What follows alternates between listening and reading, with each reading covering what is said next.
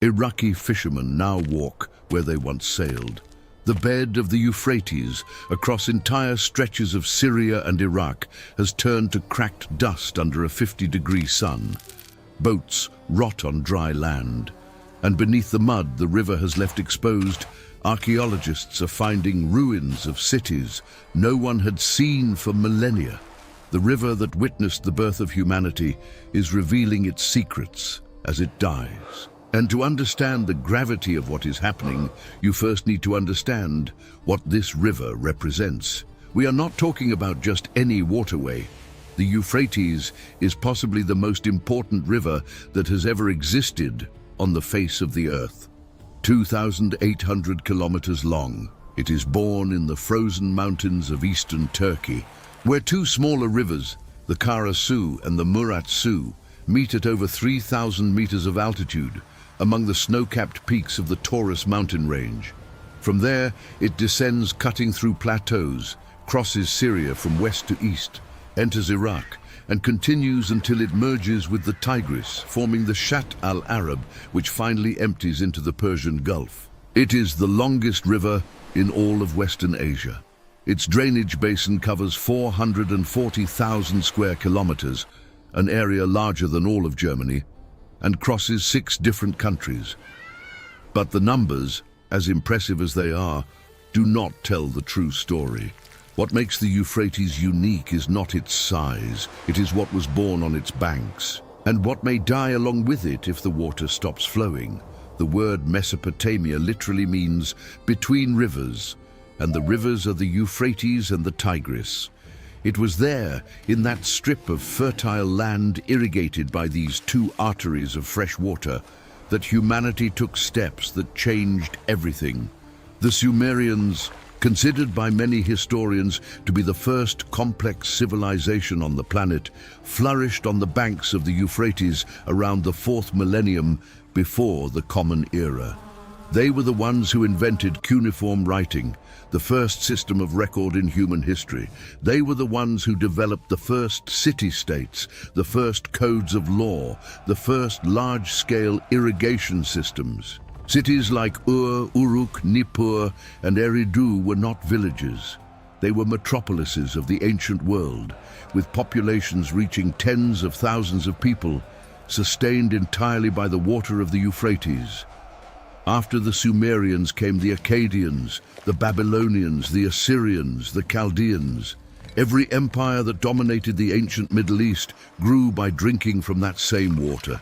Babylon, one of the most spectacular cities humanity has ever built, was erected literally on the Euphrates. The river passed through the city walls, cutting it in half. The famous Hanging Gardens, one of the 7 wonders of the ancient world, depended on an ingenious irrigation system that drew water directly from the Euphrates to sustain lush vegetation in the middle of the desert. Nebuchadnezzar, the king who expanded Babylon to its peak, turned the river into a central piece of his defense and supply system.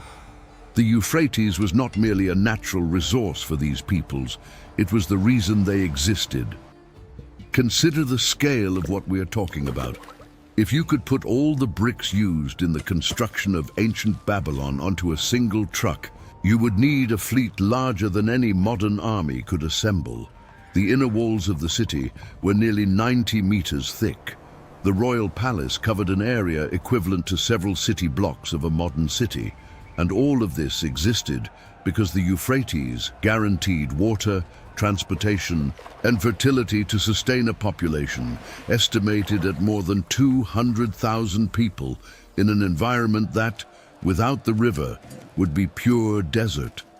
And here is a detail that completely changes the way you look at this river. The Euphrates is not just a protagonist of human history, it is a protagonist of the Bible. And not in a peripheral way, in a structural way, from the first book to the last. In Genesis chapter 2, verses 10 through 14, the biblical text describes 4 rivers that flowed from the Garden of Eden to irrigate the earth. The 4th river mentioned is the Euphrates. This places the Euphrates in the most primordial setting of the entire biblical narrative, the place where God planted a garden and placed the human being. The river appears there not as a geographical detail, but as part of the original design of creation. Water, life, abundance. The Euphrates was part of the design. Further on in Genesis 15, verse 18, when God makes a covenant with Abraham and promises a land to his descendants, the Euphrates appears once again as a border. The text says, the promised land would extend from the river of Egypt to the great river, the river Euphrates. Deuteronomy chapter 1 verse 7 repeats this promise. Joshua chapter 1 verse 4 reaffirms it. The Euphrates marks, in the scriptures, the outermost boundary of Israel's inheritance. It is the northern and eastern frontier of the territory God set apart for his people. Not just any river, the great river. In the book of Jeremiah, chapter 46, verse 10, the Euphrates appears as the setting of God's judgment upon Egypt. The prophet describes a battle on the banks of the river, a divine sacrifice in the land of the north. In Jeremiah 51, verses 60 through 64, the prophet instructs Sariah to read the prophecies of destruction over Babylon, and then tie the scroll to a stone and cast it into the Euphrates, as a sign that the city would sink and never rise again. The river serves there as a silent witness to judgment. In Isaiah chapter 8, verses 7 and 8, the Euphrates is used as a metaphor for the overwhelming power of Assyria, mighty and abundant waters that would overflow and flood the land. And then you arrive at the book of Revelation. And this is where everything takes on a dimension that makes the entire world pay attention. Revelation chapter 9, verse 14, the sixth angel sounds his trumpet, and a voice coming from the four horns of the golden altar that stands before God says, "Release the four angels who are bound at the great river Euphrates." These four angels, according to the text, had been prepared for that very hour, that day, that month, and that specific year, to kill a third of mankind. The army described in verse 16 numbers 200 million horsemen. To put that number in perspective, the largest army of World War II, that of the Soviet Union, mobilized about 34 million soldiers over the entire course of the conflict. 200 million would be nearly 6 times that. It is a passage that, for centuries, has left theologians and scholars debating whether the language is symbolic or literal. But the geographical detail is precise, the Euphrates. And then comes Revelation 16, verse 12. The sixth angel pours out his bowl on the great river Euphrates, and the water dries up. The text says the water dried up so that the way of the kings from the east might be prepared. What follows, in verses 13 through 16, is the gathering of the armies of the entire world at a place called in Hebrew Armageddon. Put this in perspective. The Euphrates appears in the Bible for the first time in the Garden of Eden, the beginning of everything, and it appears for the last time in Revelation, the end of everything. From Genesis to Revelation, the Euphrates is a connecting thread. What other river on the planet runs through the entire biblical narrative, from paradise to final judgment, and is simultaneously in the news for disappearing before our very eyes? And what this text, written nearly 2,000 years ago, states is straightforward. The river will dry up, and when it dries up, something catastrophic will happen. Now look at what is happening in the real world. In recent decades, the flow of the Euphrates Tigris system has dropped by nearly half in the driest years. Water levels in the Euphrates have reached the lowest point in all of recorded history. The average temperature in the Mesopotamian region, which today encompasses territories of Iraq, Syria, and Iran, has risen 1 degree Celsius compared to 100 years ago. Rainfall is decreasing at a rate of 18 millimeters per month. And Iraq's Ministry of Water Resources issued a warning that sounded like a death sentence. At this rate, the Euphrates will be completely dry by the year 2040. 2040, not centuries from now, 15 years from now. But the climate is not the only culprit. and it may not even be the main one. In 1983, the Turkish government began building the Ataturk Dam in southeastern Turkey. It was the heart of a gigantic project called GAP, the Southeastern Anatolia Project, which planned the construction of 22 dams and 19 hydroelectric plants along the Euphrates and the Tigris. The goal was to transform Turkey into an agricultural and energy powerhouse, irrigating 1,800,000 hectares of land and generating 27 billion kilowatt-hours of energy per year. The Ataturk Dam, completed in 1990, is the third largest in the world. It stands 169 meters tall and stretches 1,820 meters across. Its reservoir is the third largest in Turkey. In January of 1990, when the first phase was completed, Turkey completely blocked the flow of the Euphrates for an entire month to fill the reservoir. Syria and Iraq protested vehemently. Iraq went so far as to threaten to bomb the dam. Turkey responded by mobilizing its armed forces and threatening to cut the water permanently. The then Turkish President Süleyman Demirel, at the dam's inauguration in 1992, was blunt. He said that neither Syria nor Iraq had any right to Turkey's water, just as Turkey could not claim Arab oil. And the impact was devastating. The Ataturk Dam alone reduced the historical flow of the Euphrates to Iraq by about 1/3, but it is only one of the 22. Each new dam built along the river means less water flowing down to Syria and Iraq. The annual evaporation from the reservoirs is estimated at 2 cubic kilometers in Turkey, 1 cubic kilometer in Syria, and 5 cubic kilometers in Iraq. That is 8 cubic kilometers of water simply evaporating every year, water that once sustained entire communities downstream. Think about the perverse engineering of this situation. Turkey controls about 90% of the total flow of the Euphrates. Syria contributes the remaining 10%. Iraq contributes absolutely nothing, and it is the country that depends on the river the most. 40% of all of Iraq's water needs come from the Euphrates. The country needs approximately 50 billion cubic meters of water per year to survive. And with each new dam, with each new irrigation project in Turkey, less water arrives. Syria suffers just as much. It is estimated that 85% of all water used for Syrian agriculture comes from the Euphrates. The civil war that devastated the country starting in 2011 destroyed much of the water infrastructure, and the drying of the river accelerated a crisis that was already brutal. Syria's wheat harvest has dropped 75% since 2011, according to data from the United Nations Food and Agriculture Organization. At the end of August 2022, a cholera outbreak began to spread across Syria, a direct consequence of the lack of clean water and basic sanitation. Where there is no clean water, diseases thrive. In Iraq, the situation is even more dramatic. Amber rice, an aromatic variety that is a fundamental part of the culture and economy of the southern provinces, has practically disappeared. For the rice to grow, the fields need to be submerged in water from May to October.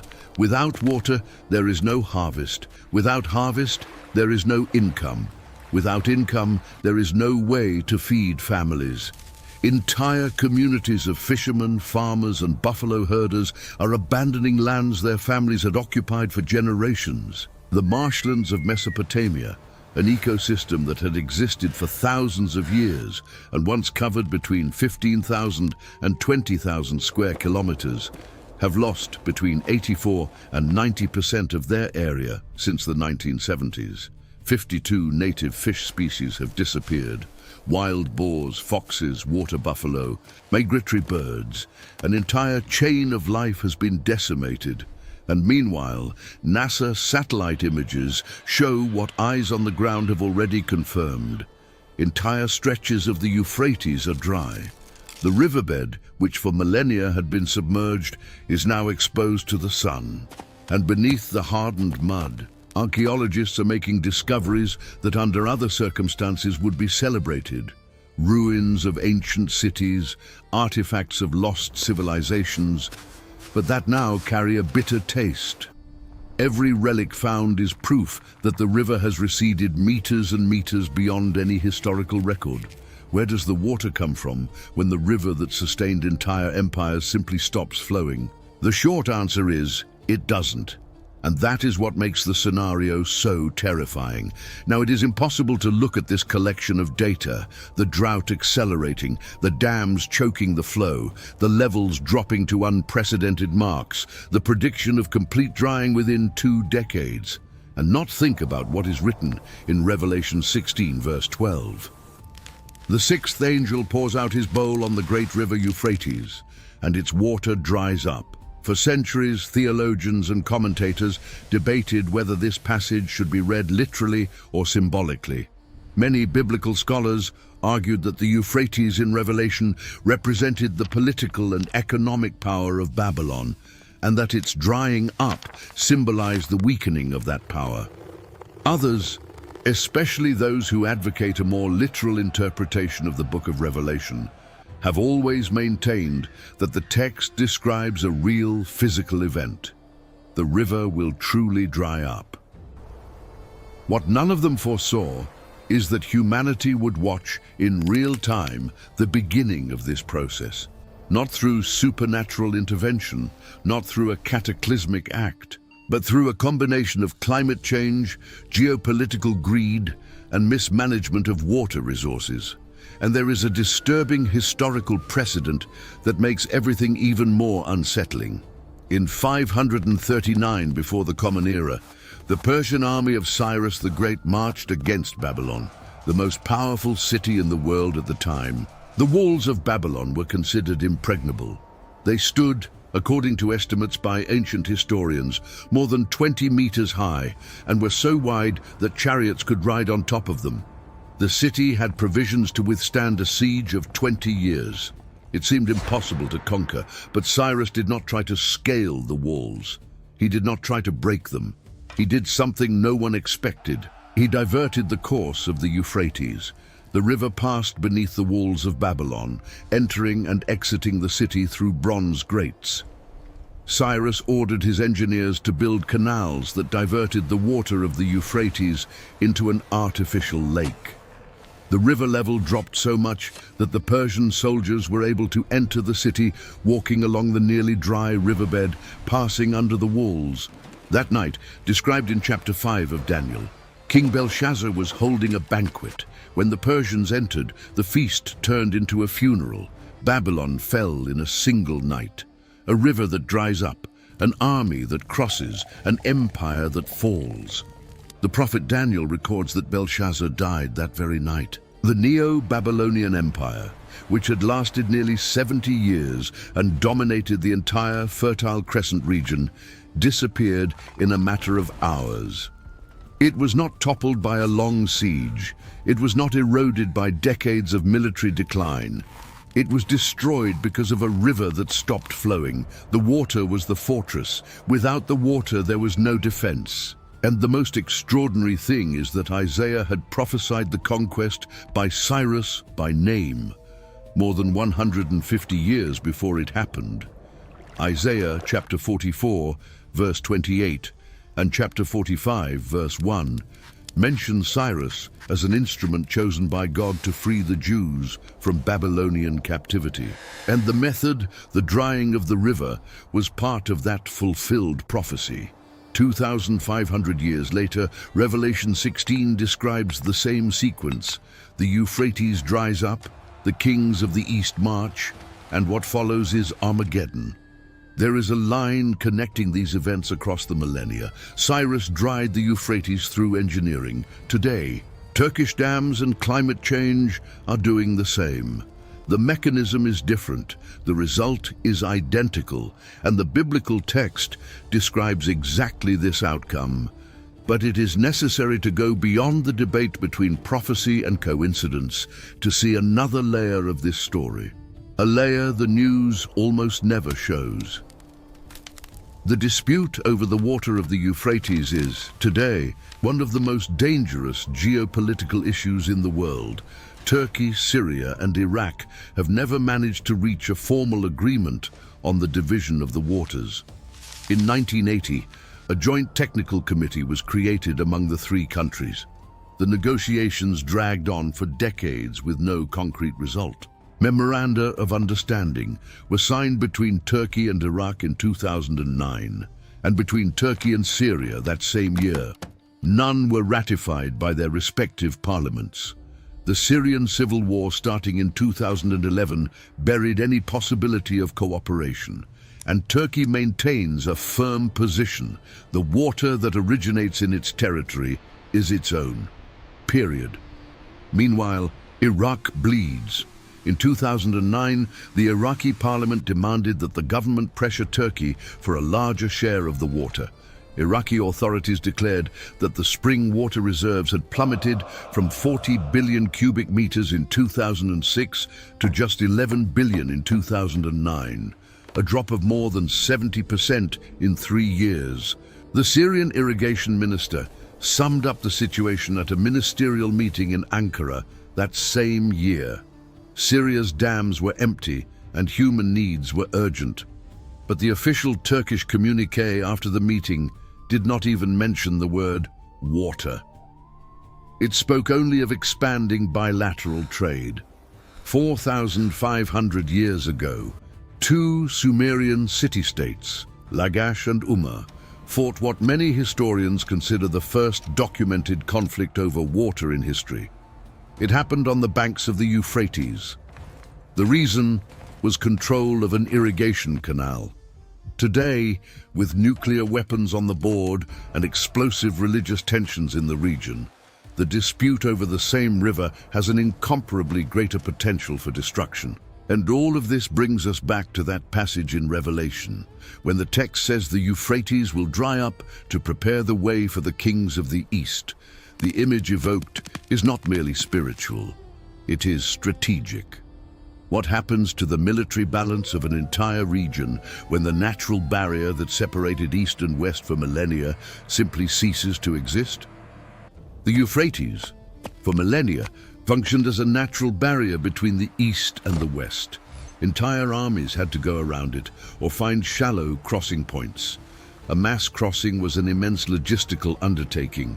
Without the river, that barrier disappears. The way is clear. And in a context where China and India, nations east of the Euphrates, possess the two largest armies on the planet, the geopolitical implication of a dry Euphrates takes on a dimension that goes far beyond theology. But there is yet another element that many overlook: what the drying of the river is revealing beneath the ground. As the riverbed recedes, layers of sediment that had been submerged for millennia become exposed.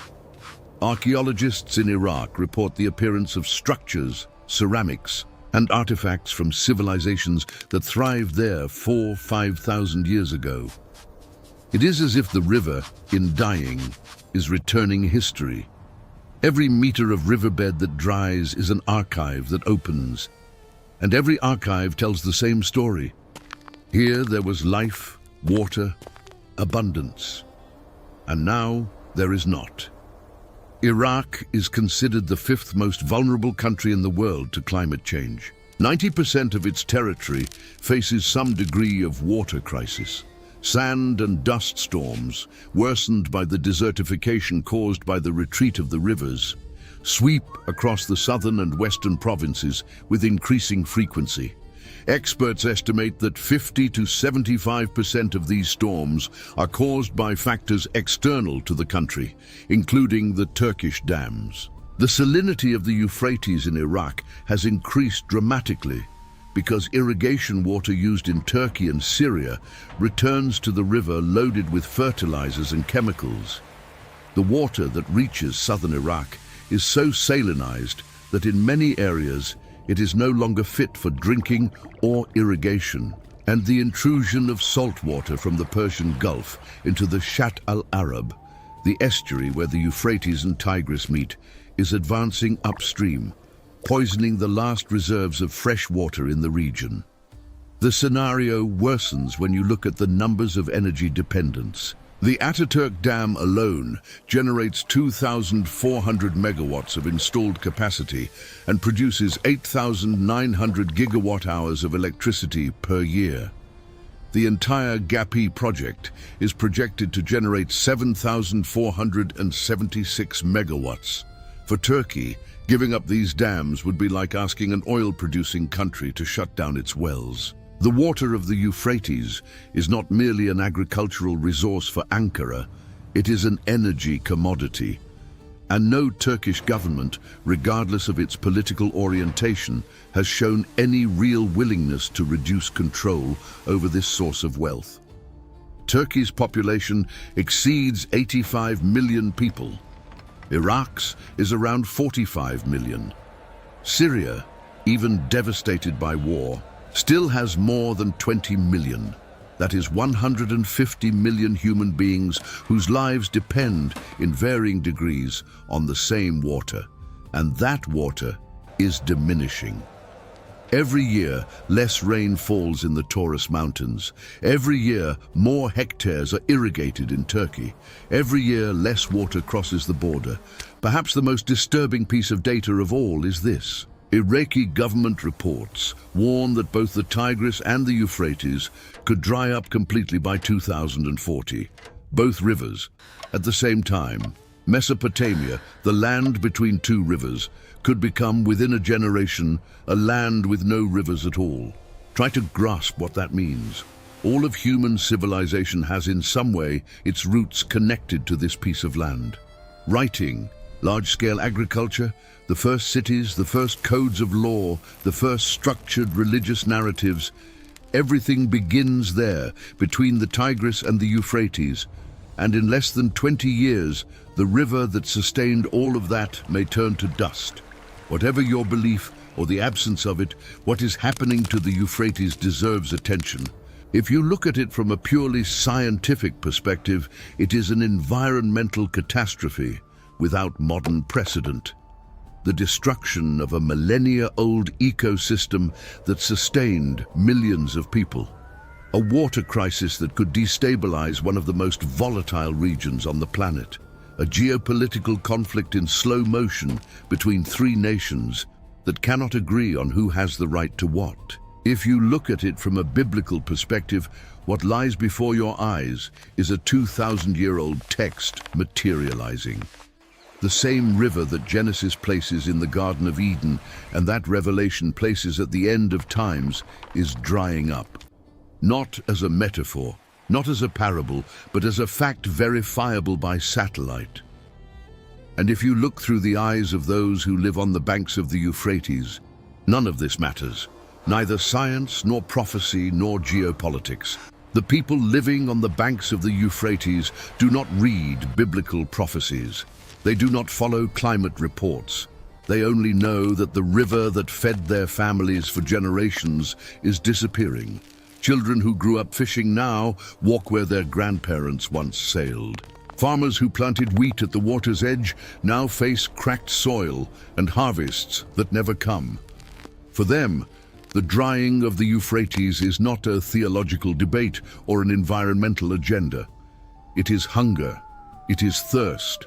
It is the sound of a boat hitting dry land. Perhaps the most urgent lesson of the Euphrates is not in what it means for the future, but in what it already means for the present. The river that the Bible places in the Garden of Eden and also in Revelation is sending a message. It is up to each of us to decide how to read that message. But ignoring it is no longer an option.